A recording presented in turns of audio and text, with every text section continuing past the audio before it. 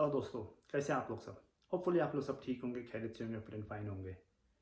तो welcome to one more episode of inside view with Sameer. Start करने से पहले सेम रिक्वेस्ट अगेन, बार बार लगातार प्लीज़ कमेंट करें, लाइक करें, सब्सक्राइब करें। मेरा चैनल आपको अगर पसंद आ रहा है तो प्लीज़ सब्सक्राइब करना ना भूलें। आपका राइट कॉर्नर में एक बेल बटन है, उसे दबा के ऑल दबा दीजिए, तो आपको नोटिफिकेशन के साथ मेरा जब भी एपिसोड लोड होगा वो आपको पता चल जाएगा। तो आ जाते हैं गेम पे। क्या गेम हुआ। और आरसीबी और पंजाब 11 फेमस है आईपीएल हिस्ट्री में कि वो जीतने वाली पोजीशन से मैच हार जाते हैं, और आज यही हुआ रॉयल चैलेंजर्स बैंगलोर के साथ। गेम खेला गया कोलकाता में, और आरसीबी ने तो ऑलमोस्ट ये गेम जीत लिया था। आपने देखेंगे तो रहमानुल्लाह गुरबाज जो अफगानिस्तान के विकेट कीपर है, अभी आरसीबी के लिए खेल रहे, ओपनिंग करते हैं, उनको छोड़ के किसी ने भी ज़्यादा कंट्रीब्यूशन नहीं किया top of the order. Wickets लगातार गिरते गए, उनके कप्तान नीतीश राणा भी फेल हो गए, वेंकटेश अय्यर भी फेल हो गए, और एक टाइम पर तो ऐसा लग रहा था कि ये 140 भी क्रॉस नहीं करेंगे। वहीं रहमानुल्लाह गुरबाज 89 पे आउट हुए, 89 पे 4 हो गई कोलकाता, और उसी ओवर में एक बड़ा झटका लगा जब एंड्रे रसल भी आउट हो गए। दोनों विकेट करण शर्मा ने लिए, और करण शर्मा ने बेहतरीन गेंदबाजी की। उन्होंने ऑलमोस्ट आरसीबी को ये मैच जिता दिया था। अच्छे फॉर्म में दिख रहे हैं, पहले मैच में भी अच्छी गेंदबाजी की थी उन्होंने। और आरसीबी यहाँ से अगर ओवर कॉन्फिडेंट हो गया हो, यही एक रीज़न लगता है कि यहाँ से 89 फॉर 5 से कोलकाता ने 204 बना दिया, और उसका पूरा श्रेय जाता है शार्दुल ठाकुर और रिंकू सिंह को। स्पेशली शार्दुल ठाकुर ने ऐसी इनिंग्स टेस्ट मैचेस में बहुत खेली है। आप अगर देखेंगे तो ऑस्ट्रेलिया और इंग्लैंड में शार्दुल ठाकुर ने ऐसी इनिंग्स से इंडिया के लोअर ऑर्डर में से रन्स बनाए हैं, और इंडिया को काफ़ी मैचेस में हेल्प किया है, बल्कि जिताया है ऐसी इनिंग्स खेल के। गैबा में, ओवल पे शार्दुल ठाकुर ने टेस्ट मैचेस में काफ़ी इनिंग्स खेली है ऐसी। लेकिन वाइट बॉल क्रिकेट में हमेशा वो जब आते हैं तब ओवर्स ख़त्म होने वाले होते हैं, वो एक हिट मारने जाते हैं और आउट हो जाते हैं। लेकिन आज उन्हें पूरा 10 ओवर मिले बैटिंग करने के लिए, और उन्होंने बेहतरीन काउंटर अटैकिंग इनिंग्स खेली। उन्होंने करण शर्मा को खेल के निकाल लिया, लेकिन दूसरे बॉलर्स हर्षल पटेल, आकाशदीप, इन दोनों की तो काफ़ी पिटाई की उन्होंने। सिराज भी लास्ट ओवर में मार खाया। और आप देखेंगे ये आरसीबी का वीकनेस है। पहला मैच में भी मुंबई इंडियंस के अगेंस्ट तिलक वर्मा ने लास्ट 3 ओवर में ऑलमोस्ट 50 रन मारे थे ये बॉलर्स को। आरसीबी लास्ट 5 ओवर में तो बहुत एक डिजास्टर्स बॉलिंग डालते हैं, स्पेशली उनके bowler Harshal Patel.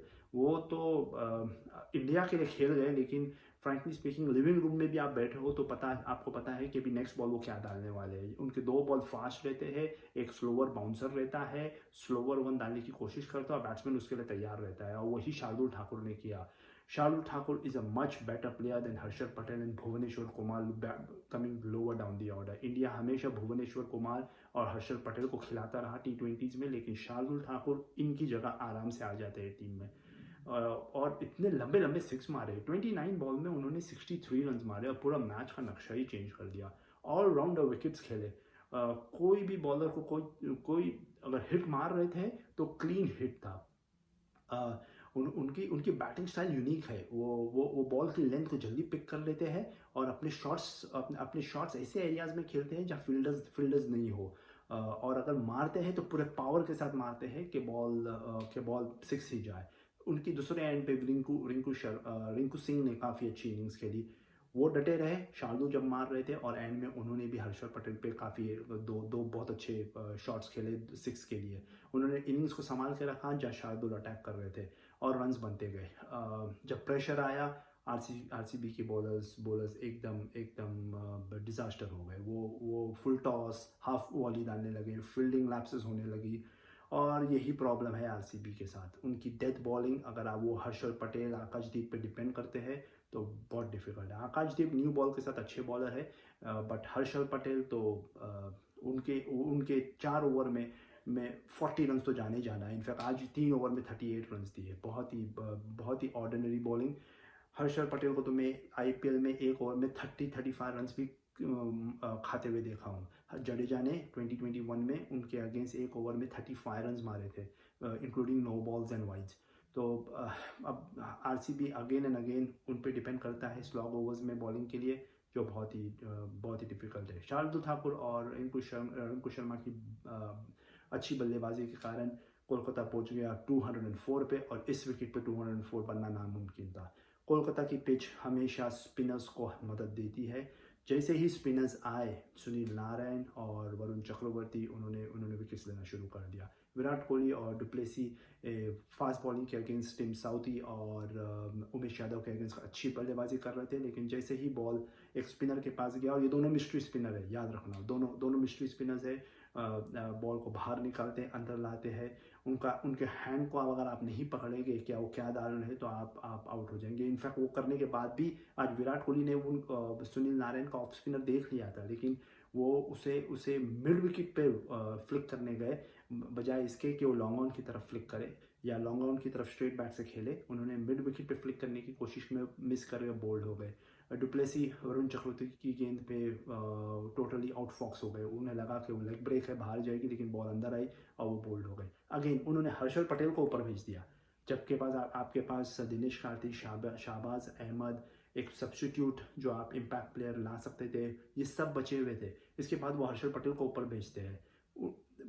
Maxwell, Kohli, du Plessis, Sunil Narayan और वरुण चक्रवर्ती को पढ़ नहीं पा रहे थे, और उन्होंने एक्सपेक्ट किया हर्षल पटेल पढ़ पाएंगे। हर्षल पटेल तीसरे बॉल पे बोल्ड हो गए। पूरा प्लानिंग आरसीबी की ऑल ओवर द प्लेस थी। एक जीता हुआ मैच उन्होंने हाथ से गंवा दिया। वरुण चक्रवर्ती बेहतरीन बॉलिंग डाला उन्हें रीड करना तो बहुत डिफ़िकल्ट हो गया था, स्पेशली कोलकाता में जहाँ पिच थोड़ी सॉफ्ट होती है, टर्न ज़्यादा देती है, ग्रिप होता है बॉल, वहाँ वो सेकेंड इनिंग्स में डेडली हो जाते हैं। सुनील नारायण एज यूजुअल वो तो रन मारते नहीं। इनफैक्ट उनका रिकॉर्ड मैच देख रहा था, विराट कोहली ने उनके अगेंस्ट 100% स्ट्राइक रेट से भी रन नहीं मारे हैं। वो उन्हें देख के खेलते हैं, तो यानी अच्छे से अच्छे बल्लेबाज सुनील नारायण को रिस्पेक्ट देते हैं। तो वन साइडेड मामला रहा। आरसीबी तो 130 रन भी नहीं बना पाई। वरुण चक्रवर्ती ने 4 विकेट लिए, सुनील नारायण ने 3, और एक और स्पिनर लेके आया है या कोलकाता नाइट राइडर्स, सुयश करके, यंग लड़का है और वर्क इन प्रोग्रेस है, लेकिन उसके पास गुगली अच्छी है, और थोड़ा और काम करके अगर वो अपने लेग ब्रेक को भी टर्न करना शुरू किए तो एक अच्छा ऑप्शन होगा कोलकाता के लिए आगे जाकर। उसने भी 3 विकेट ले लिए। स्पिनर्स के अगेंस्ट आरसीबी ढेर हो गई। आरसीबी को सोचना होगा उनकी डेथ बॉलिंग, और अगर विराट और डुप्लेसी फेल हो जाते हैं तो उनके पास प्लान बी क्या है। Maxwell totally out of form दिख रहे हैं, Dinesh Karthik totally out of form दिख रहे हैं, शाहबाज अहमद तो लास्ट सीजन से कुछ रन स्कोर नहीं कर रहे हैं।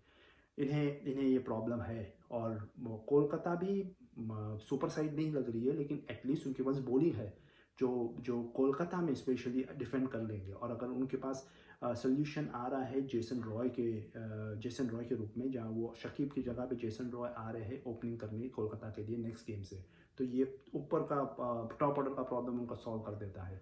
लेकिन आरसीबी टोटली डिपेंडेंट लग रहा है विराट पे और डुप्लेसी पे। बॉलिंग में वो सिराज और करण शर्मा पे डिपेंड कर रहे हैं, उसके अलावा कोई और परफॉर्मेंस नहीं नज़र आ रही है। हसरंगा आएंगे आरसीबी के लिए, लेकिन अगेन वो एक लेग स्पिनर है और लेग स्पिनर का रोल करण शर्मा अच्छे से कर रहे हैं, तो क्या वो 2 लेग स्पिनर खिलाएंगे अब। और हर्षल पटेल के बारे में उन्हें सोचना होगा, वो बहुत रन लीक करते हैं, बैट से कुछ नहीं करके दे रहे हैं। मेरे हिसाब से वो अगर उसके बजाय पे कोई एक यंग फास्ट बॉलर उनके स्क्वाड में अगर वो जा सकते हैं उसके साथ तो बेहतर होगा। तो आज के लिए फिर इतना ही दोस्तों। और हाँ, एक और अपडेट, इंजरी प्रीमियर लीग जैसा मैंने कल डिस्कस किया था, एक और इंजरी हो गई है। रीस टोपली जो आरसीबी के फास्ट बॉलर थे, शोल्डर इंजरीज की वजह से बाहर हो गए। हाँ, टॉपली वापस जा रहे हैं आईपीएल 2023 में, अभी और गेम नहीं खेलेंगे, तो एक और इंजरी का शिकार, कंटिन्यूस इंजरी प्रीमियर लीग। तो आज के लिए इतना ही दोस्तों, बने रहिए। कल एक और मैच है। कल का मैच है लखनऊ और हैदराबाद का, जो लखनऊ में खेला जाएगा, और मेरे हिसाब से लखनऊ एक अच्छी सुपीरियर साइड है कंपेयर टू हैदराबाद, और लखनऊ का होम ग्राउंड है, तो मैं ये देखता हूँ कि लखनऊ ये मैच जीतेगा। क्लोज तो नहीं होगा, मुझे नहीं लगता है।